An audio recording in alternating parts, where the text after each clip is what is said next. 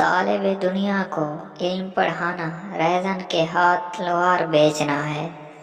جو دنیاوی حیثیت میں تو اس سے زیادہ ہے، اسے مت دیکھ کہ ناشکری پیدا ہوگی۔ خوب عبادت کو اس طرح تباہ کر ڈالتی ہے جس طرح سرکہ شہد کو۔ دنیا حسن خلق کا ہی نام ہے، بدخو اور بدخلق کی جگہ دوزخ ہے۔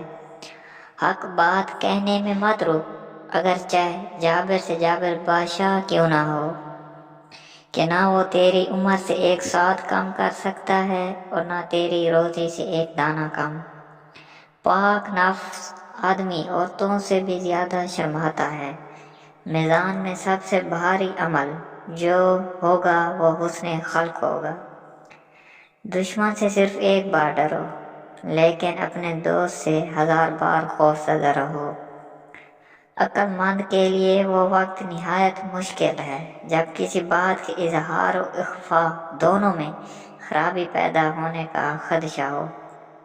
3 چیزیں کھائیں، معدے کی گرمی کا ہمیشہ کے لیے خاتمہ ہو جائے گا۔